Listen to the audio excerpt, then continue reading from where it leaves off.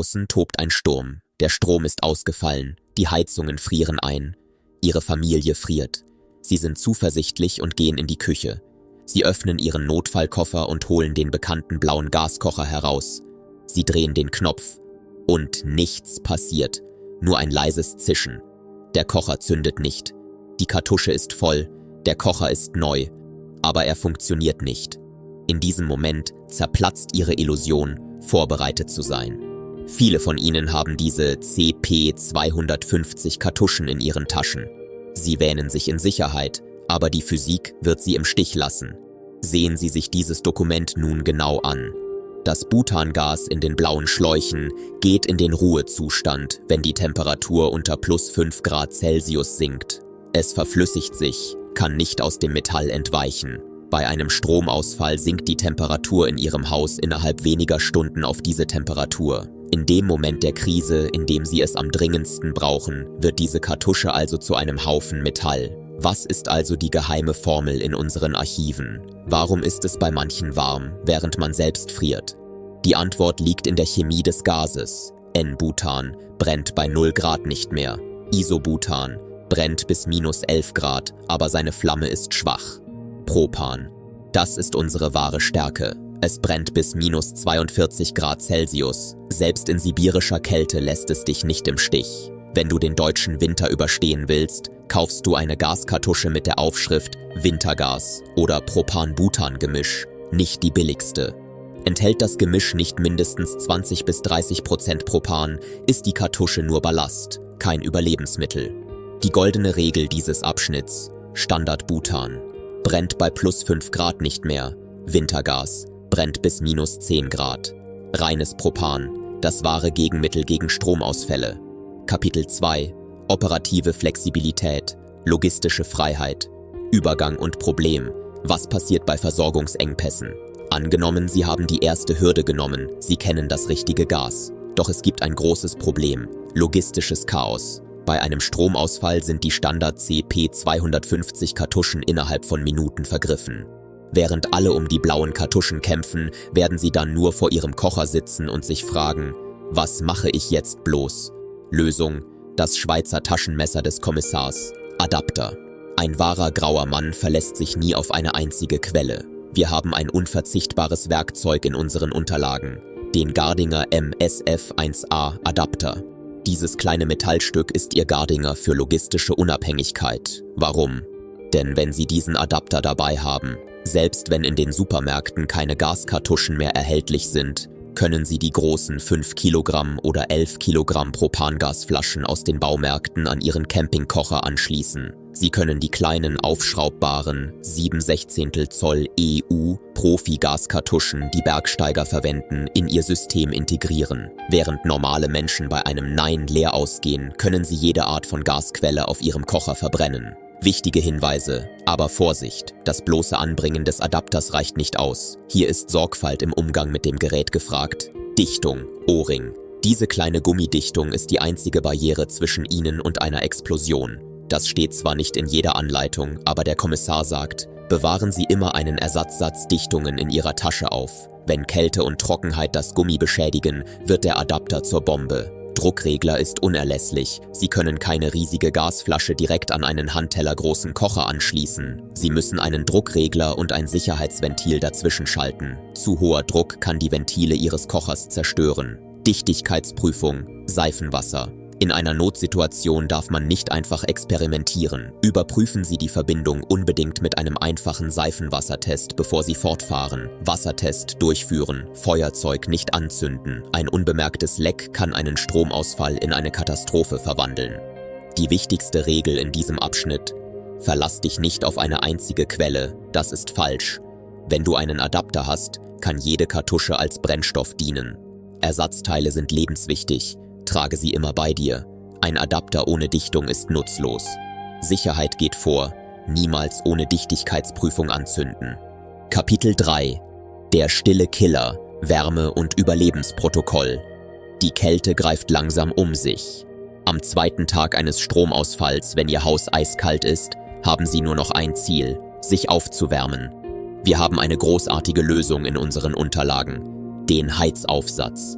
Dieses Metallgerät, das einen kleinen Campingkocher in einen leistungsstarken Heizkörper verwandelt, kann Sie vor dem Erfrieren bewahren. Aber hören Sie gut zu, wenn Sie die Regeln nicht befolgen, wird dieses Gerät Ihr Ende bedeuten.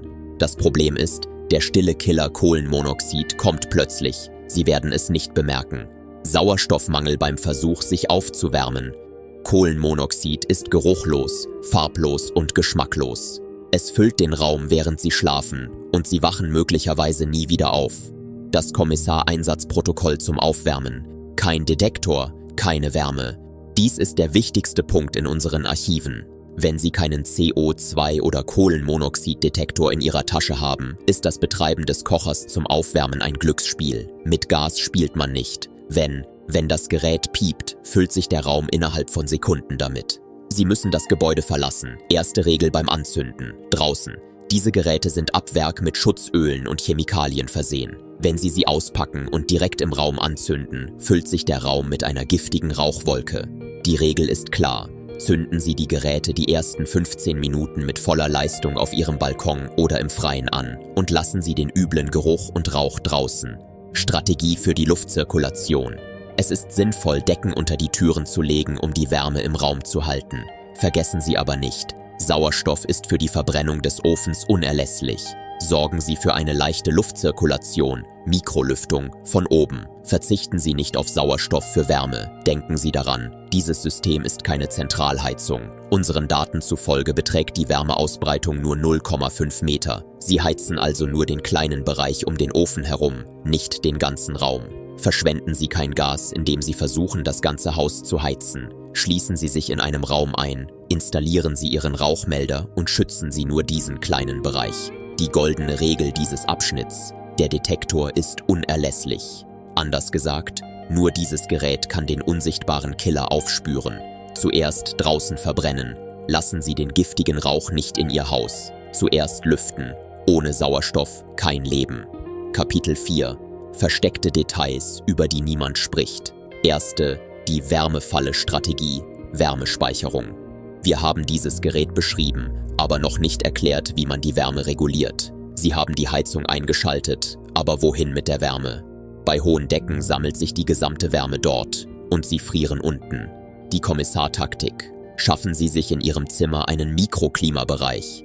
Legen Sie sich unter den Tisch, decken Sie ihn mit Decken ab und stellen Sie den Ofen in sicherem Abstand dorthin.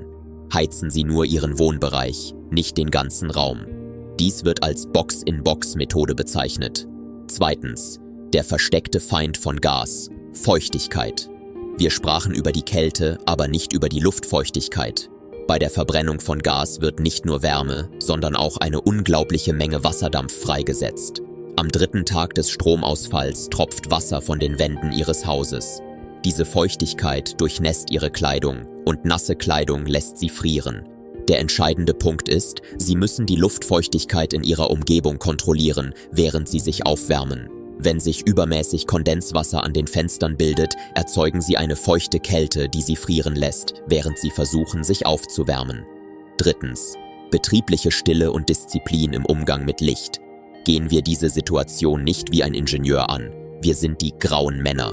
In Deutschland erregt das orangefarbene Gaslicht, das während eines Stromausfalls durch Ihr Fenster dringt, wenn es in allen Häusern stockdunkel ist, die Aufmerksamkeit der gesamten Nachbarschaft. Wir sprechen in unseren Dokumenten von Sicherheit, aber nicht von Unsichtbarkeit.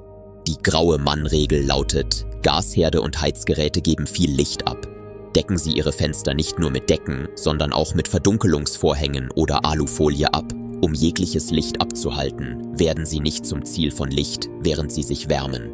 Viertens, Gaskartuschen stapeln und statische Elektrizität. Diese Information kann Leben retten. Die meisten Laien wissen das nicht. Sie können nicht Hunderte von Gaskartuschen übereinander in einem Schrank stapeln. Wenn Sie die 40 Kartuschen auf unserer Liste lagern, müssen Sie Pappe zwischen sie legen. Metallreibung und statische Elektrizität in der Umgebung können im Falle eines Lecks das Haus in die Luft jagen. Lagern Sie Kartuschen außerdem niemals im Keller. Gas ist schwerer als Luft. Bei einem Leck verwandelt sich der Keller in eine explosionsgefährliche Gaskammer. Abschnitt. Operativer Vorteil: 5 tödliche Gasstrategien, die Amateure nicht kennen. Erste, Gas stehlen. Kartuschentransfer. Nachfüllstrategie. Wir haben bereits über Adapter gesprochen, aber im ersten Monat der Krise wird es weder CP250 noch kleine Schraubkartuschen auf dem Markt geben. Nur noch große 11 Kilogramm Industrieflaschen werden verfügbar sein. Der entscheidende Punkt ist, werfen Sie Ihre leeren Kartuschen niemals weg. Sie können Gas mit einem Transferadapter Typ G-Works von einer großen Flasche in kleine Kartuschen umfüllen. Dabei gilt jedoch eine wichtige Regel: Gewichtskontrolle. Überschreiten Sie niemals das auf der Kartusche angegebene Bruttogewicht. Eine Überfüllung führt dazu, dass die Kartusche bei Raumtemperatur zu einer Bombe wird. Versuchen Sie dies nicht, wenn Sie keine Präzisionswaage besitzen. Zweitens, Gefrierpunktmanipulation. Wasserbad. In Teil 1 haben wir erwähnt, dass Gas in der Kälte gefriert. Was aber, wenn wir keine andere Wärmequelle haben? Die vernünftige Lösung lautet: Wenn die Gaskartusche aufgrund der Kälte nicht fließt, legen Sie sie in ein Gefäß mit lauwarmem, nicht kochendem Wasser. Die Wärmekapazität des Wassers erhöht sofort den Dampfdruck des Gases. Nur so lässt sich Butangas auch bei -5 Grad Celsius zum Laufen bringen. Aber Achtung, erhitzen Sie die Kartusche niemals direkt mit einer Flamme, das kann tödlich enden. Drittens, Kohlenmonoxidfalle. Kerzentest, analoge Alternative. Wir verlassen uns auf digitale Melder, aber was passiert, wenn deren Batterien leer sind oder sie nicht richtig funktionieren? Die praktische Methode ist folgende: Zünden Sie eine Kerze neben dem Melder an, etwas unterhalb der Herdplatte. Obwohl Kohlenmonoxid leichter als Luft ist, verfärbt sich die Kerzenflamme gelb, wird länger und beginnt zu flackern, wenn der Sauerstoff ausgeht oder die Verbrennungseffizienz nachlässt. Wenn Sie eine ungewöhnliche Veränderung der Kerzenflamme bemerken, warten Sie nicht auf den Alarm des Melders, sondern öffnen Sie die Tür. Viertens, Wärmespeicherung. Schamottstein-Methode. Einen Gasofen nur zum Erhitzen der Luft zu nutzen, ist Energieverschwendung. Der Raum kühlt sofort ab, sobald das Gas ausgeht. Die professionelle Methode lautet: Legen Sie einige Schamottsteine oder einen dichten Naturstein auf oder neben das Heizelement, Heizaufsatz. Während das Gas brennt, speichern diese Steine die Wärme, thermische Masse. Selbst nach dem Abschalten des Ofens geben diese Steine noch stundenlang Wärme an den Raum ab. Brennen Sie eine Stunde lang Gas und nutzen Sie die Wärme der Steine 3 Stunden lang. Das bedeutet eine 300% effizientere Nutzung Ihres begrenzten Gasvorrats. Fünfte, Abwärmenutzung. Essen und Heizen synchronisieren. Die Vorgehensweise ist wie folgt: In einer Krise sollte man den Herd niemals nur zum Aufwärmen anschalten. Während das Heizgerät läuft, stellt man einen Metallbehälter mit Wasser darauf. Das Wasser kocht, während die Luft erwärmt wird. Das kochende Wasser füllt man in eine Thermoskanne oder Plastikflaschen und legt diese in eine Decke zu den Füßen. Selbst wenn der Raum abkühlt, hält man mit dieser Abwärme die Körpertemperatur aufrecht. In einer Krise auch nur 1 Gramm Gas zu verschwenden, ist Selbstmord. Kapitel 6: Unsichtbare Physik. Tödliche Fehler, über die niemand spricht. Sie kennen die technischen Daten, Sie haben die 5 Strategien gelernt. Doch jetzt geht es um die Eigenschaften von Gas. Ich werde Ihnen die verborgenen Details verraten, die der Grund dafür sind, dass auf den Grabsteinen der meisten Prepper steht: Er hat den Herd in der Küche angezündet. Erstens, der Sauerstoffdieb, die Dunstabzugshaube und die Gegenstromfalle. Die meisten Menschen benutzen Gasherde in der Küche. Es gibt eine tödliche Falle in der Belüftung, die wir bereits erwähnt haben und die kaum jemand kennt. Der entscheidende Punkt ist: Wenn Sie den Herd in der Küche anzünden, schalten Sie niemals die Dunstabzugshaube ein. Denken Sie gar nicht erst, wie kann eine Dunstabzugshaube bei einem Stromausfall funktionieren? Denn hier geht es um 2 verschiedene Szenarien und eine tödliche Angewohnheit. Ein Stromausfall bedeutet nicht immer absolute Dunkelheit. Manchmal fällt der Strom aus, manchmal gibt es Häuser in der Nachbarschaft mit Generatoren oder es kommt zu regionalen Stromausfällen. Sobald der Strom wieder da ist und die Dunstabzugshaube läuft, während Sie den Herd weiter benutzen, springt das System plötzlich an und zieht Sie in diese Unterdruckfalle. Sind die Fenster nicht luftdicht, erzeugt die Dunstabzugshaube beim Abführen der Luft einen Unterdruck im Raum. Dadurch werden die giftigen Gase, die bei der Verbrennung im Herd entstehen, zurück in den Raum gesogen, anstatt nach draußen zu gelangen. Die Dunstabzugshaube schützt Sie nicht, sie zieht Kohlenmonoxid direkt in Ihre Lunge. Lüften Sie ausschließlich natürlich, durch gegenüberliegende Fenster oder über die Decke. Zweitens, verstecktes Leck, das Zusammenbrechen von Flüssiggas. Wir haben über das Einfrieren von Gas gesprochen, aber nicht über das Verhalten von Gas in einer Krisensituation. Die praktische Realität sieht so aus. Erdgas, Methan, ist leichter als Luft. Wenn es austritt, steigt es zur Decke. Flüssiggas, Butan-Propan in Campingflaschen hingegen ist schwerer als Luft. Bei einem Leck fließt das Gas wie unsichtbares Wasser zum Boden, sammelt sich unter dem Teppich, sickert die Treppe hinunter und sammelt sich im Keller. Die Kommissarregel: Installieren Sie niemals einen Gasmelder an der Decke. Bei Verwendung von Flüssiggas sollte der Melder nicht höher als 30 cm über dem Boden angebracht sein. Wenn Sie Gas riechen, lüften Sie durch die Tür oder bodennahe Öffnungen, nicht durch das Fenster darüber. Drittens, Energiefresser. Die richtige Topf- und Pfannenwahl, die Kraft von Schwarz. Wir haben über die effiziente Nutzung von Gas, Abwärme gesprochen, aber wie wir kochen, spart 20% Energie. Die praktische Taktik lautet: Vergessen Sie im Notfall polierte, quietschende Stahltöpfe und Pfannen. Schwarz absorbiert Wärme am schnellsten. Ein mattschwarzer Topf reflektiert die Hitze nicht, sondern speichert sie. Außerdem sollte der Topfdurchmesser immer größer sein als der Durchmesser der Herdflamme. Wenn die Flamme über den Topfrand schlägt, erhitzen Sie die Luft und lassen Gas in die Straße entweichen. Verwenden Sie immer einen Deckel. Kochen ohne Deckel bedeutet, dass Ihre Gaskartusche 30% schneller leer ist. Viertens, Gaslebensdauer, Datum und Lagerung. Folgendes sollten Sie bei der Lagerhaltung beachten. Verlassen Sie sich nicht auf das Verfallsdatum auf den Kartuschen und denken Sie nicht, dass das Gas nicht verdirbt. Das Gas selbst verdirbt nicht, aber Ventil und Dichtung schon.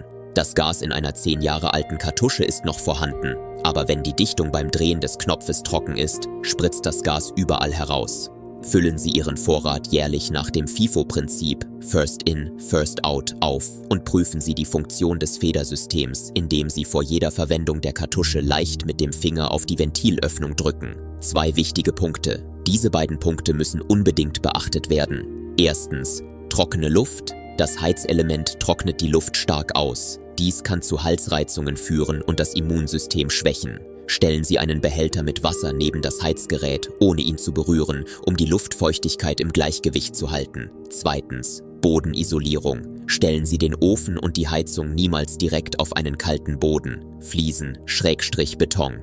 Legen Sie immer eine nicht wärmeleitende Holzplatte oder dicke Pappe darunter. Ein kalter Boden lässt die Kartusche unter dem Ofen gefrieren und verringert so dessen Effizienz. Freunde, was ich Ihnen heute erzähle, ist kein Hobby- oder Campingtipp. Es geht darum, ob Sie die zitternden Hände Ihrer Familie in einer stillen, dunklen Winternacht in Deutschland wärmen können. Die meisten werden sich dieses Video ansehen, denken: Wow, was für Informationen, und dann weitermachen.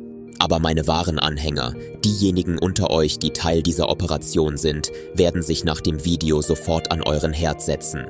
Ihr werdet das Gasgemisch in eurer Kartusche überprüfen. Ihr werdet prüfen, ob ihr eine Ersatzdichtung habt. Ihr werdet die Batterie eures Detektors testen. Wenn ihr diese Informationen nicht in die Praxis umsetzt, seid ihr im Ernstfall nur technisch versierte Opfer. Falls ihr die Informationen aus der Gasenzyklopädie und dem erweiterten Heizprotokoll aus dem Archiv von der Kommissar hilfreich fandet, schreibt GAS in die Kommentare. Ich schicke euch dann die von mir erstellte PDF-Datei.